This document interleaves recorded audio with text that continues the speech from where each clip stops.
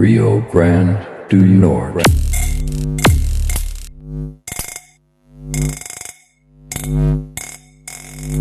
Narradores vêm chegando, de todo canto vem feliz, vão fazendo a romaria das histórias desse país. Se achegue pra escutar, tem muita história pra contar. Se achegue pra escutar, tem muita história pra contar.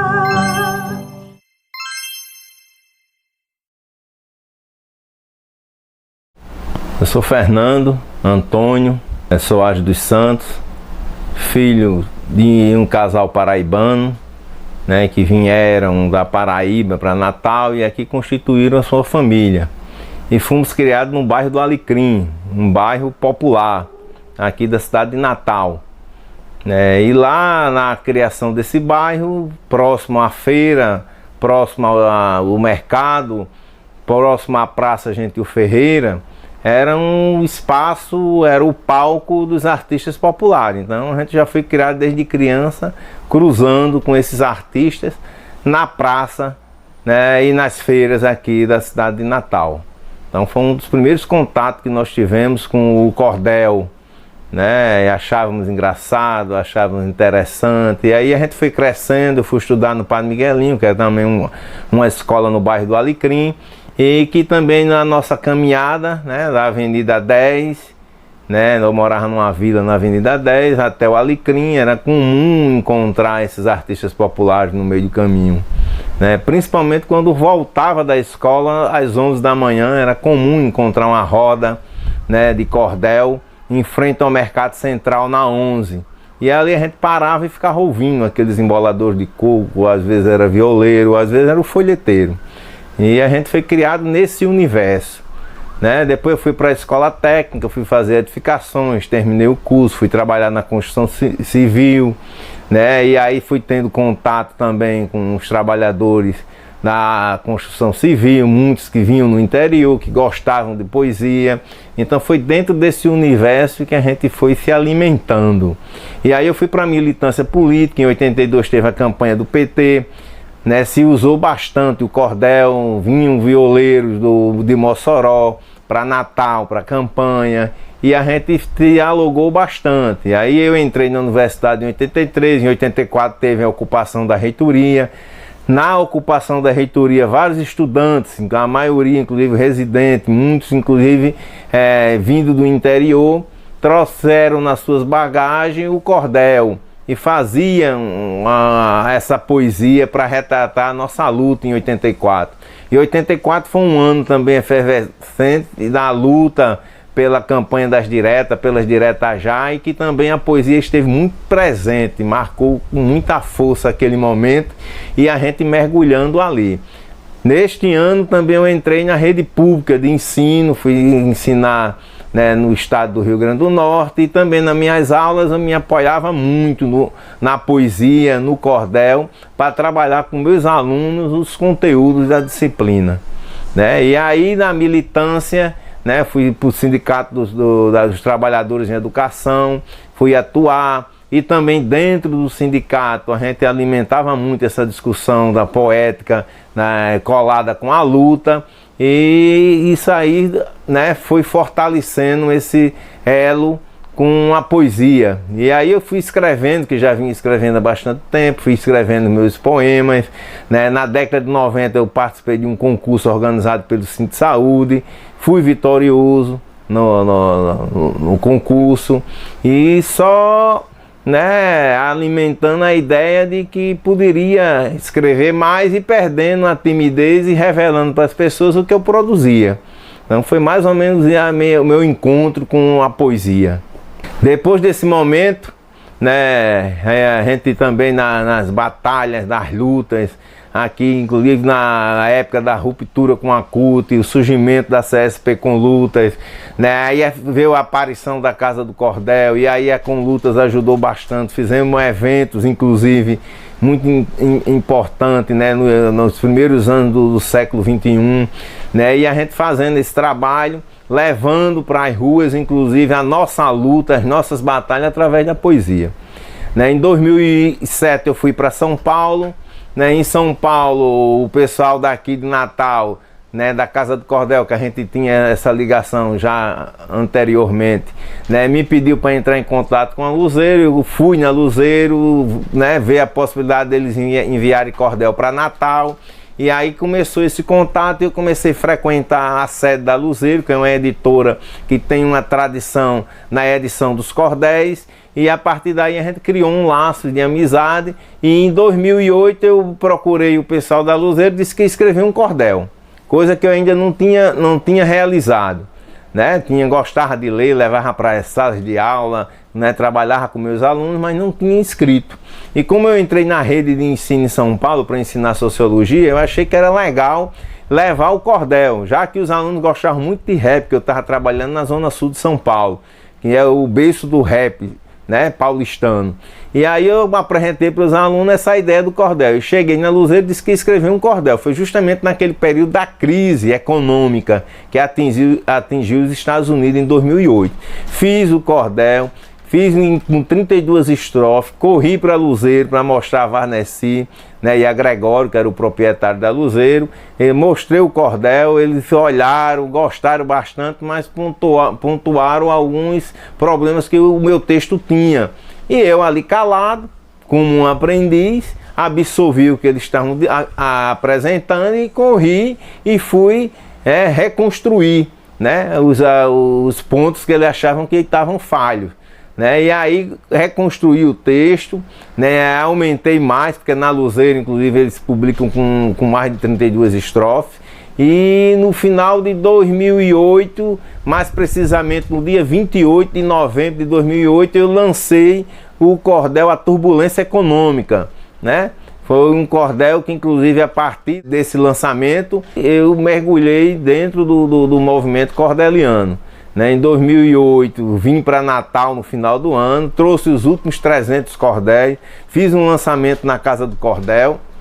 E daqui mesmo de Natal, conversando com o Varnesi, avisando que o cordel havia se esgotado, ele perguntou se eu queria reproduzir mais o cordel, reeditá-los, ou se preferia fazer outro título. Eu disse, eu prefiro fazer outro título. Aqui em Natal, nas férias, eu organizei as Mulheres em Luta, né, que quando eu volto para São Paulo, em fevereiro, nós lançamos esse cordel no dia 8 de março. Né? Então foi a partir daí, abriu-se, né, o ano de 2009 com esse cordel, Mulheres em Luta. Logo no mês de maio fiz o 1º de maio. Logo em seguida fizemos já em parceria com o Varnesi, Homossexualidade, História e Luta. Né? E neste ano mesmo fizemos Assédio Moral, né, é crime. Fizemos A Educação Não é Mercadoria, A Arte de Lutar. Então o ano de 2009 foram várias publicações, todos produzidos pela Luzeiro.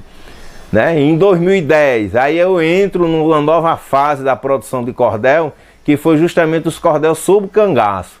Né? Fiz o Jesuíno Brilhante, fiz o cordel sobre Lampião, depois Curisco, Jararaca, né? E depois em parceria as Mulheres no Cordel. Né, junto com o Varnesi. Então essa aí foi meu mar, né, meu mundo, né, e eu avancei aí, né, em São Paulo, participando da Caravana do Cordel, que foi fundada neste mesmo ano, 2009. Era um movimento riquíssimo, com debate, com estudo, com pesquisa, né, com publicações. A Caravana do Cordel surge como um movimento escola, cujo objetivo é propagar o cordel e formar seguidores dessa arte centenária, procurando reforçar o valor itinerante da poesia popular em suas múltiplas manifestações. A Caravana do Cordel é um projeto coletivo, constituído por poetas cordelistas, repentistas, xilógrafos, músicos, pesquisadores e entusiastas da poesia popular. Com eventos realizados na cidade de São Paulo, na periferia, nas bibliotecas. Então foi um movimento muito rico e que só fez eu me aproximar mais ainda e passar a conhecer muita coisa do mundo cordeliano, né? Depois dessa fase em São Paulo, eu retorno para Natal. E quando eu retorno para Natal, eu volto a me reunir com o povo da Casa do Cordel, começamos a fazer eventos, seminários, estudos, né?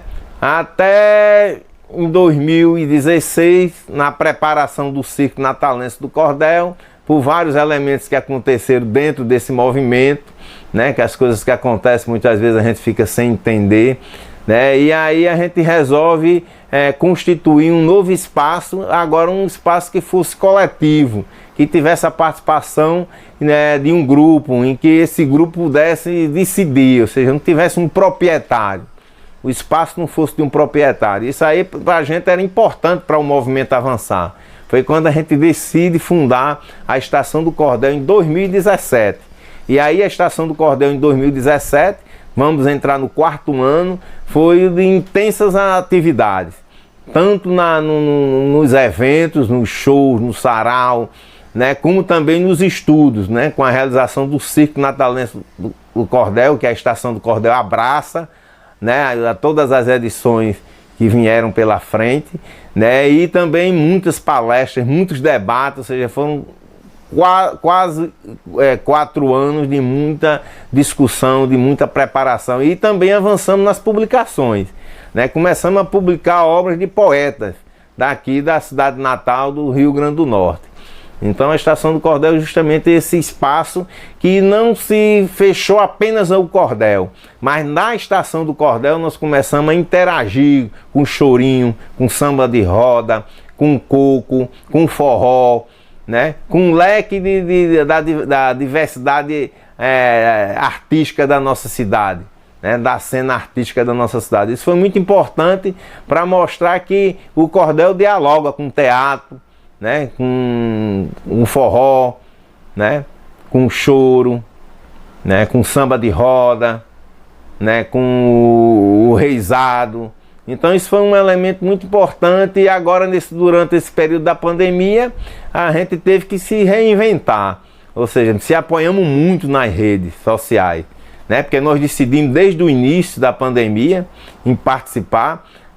Talvez a gente tenha sido um espaço que de fato decretou o lockdown, né? Que fechamos as portas, mas produzimos, né, bastante durante a pandemia, com a live semanal que era realizada do Cordel em Movimento, né? Realizamos de março a outubro, né, todas as semanas, com convidados do país inteiro para debater o cordel e o movimento cordeliano.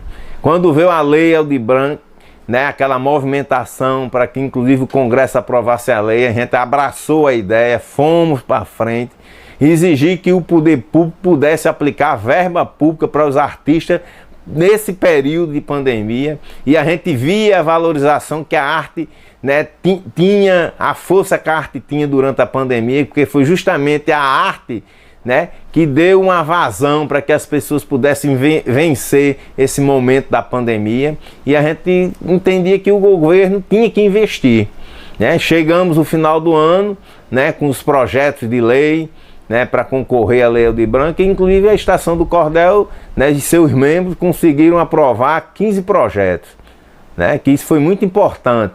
E outra coisa, um avanço importante que nós tivemos também durante esse ano foi transformar o nosso espaço em um ponto de memória, né? E para isso a gente desenvolveu estudo, pesquisa, e terminamos com o resgate de Francisca de Assis Borges, né? Uma violeira que sofreu atrocidade na década de 70, que morreu de forma misteriosa e que estava esquecida, né? Sua obra a gente consegue resgatar com a ajuda de pesquisadores, como, né, Zé Paulo lá de Guarabira, né, de várias colaborações de pesquisadores, de pessoas que contribuíram muito para a gente fazer esse resgate, principalmente a filha, né, Cláudia Borges, né, para que a gente fizesse o resgate, quer dizer, uma memória que está sendo resgatada e que foi, e que a gente aproveitou esse período da pandemia, inclusive o Circo Natalense, né, elegendo a Francisca de Assis Borges como a presidente de honra do 5º Circo Natalense do Cordel. Então foi uma intensidade. E as produções nossas também, dos vários membros, eu consegui escrever vários cordéis, inclusive aproveitando essa crise política no país, do dinheiro na cueca, do dinheiro no fiofó. Nós fizemos o Banco do Fiofó, né? Falando um pouco da situação política do nosso país e como os políticos tratam a verba pública do nosso país, colocando até no fiofó. né, dentro da cueca. E fizemos outras histórias também, com um texto que inclusive eu produzi, né, concorreu agora à Fundação José Augusto, foi escolhido, mas infelizmente eu tive que desistir, porque tinha um limite de que as pessoas só podiam aprovar 3 projetos. Como eu aprovei 5, eu tive que desistir de 2. Um deles foi o Cordel, que eu contava toda a história do Brasil, das lutas, das revoluções, né, na história brasileira, através do Cordel. Que foi também produzido agora durante a pandemia, a partir de um curso que foi realizado sobre revoluções e revoltas, organizado pelo ILAESE. E a gente produziu esse texto e depois transformamos num cordel e que está aí para ser publicado, que vai ser publicado. A nossa educação não será mercadoria. Para conquistar os direitos, ocupa a territoria. É preciso um movimento, fortalecer a ANEL, para que as nossas lutas não fiquem só no papel.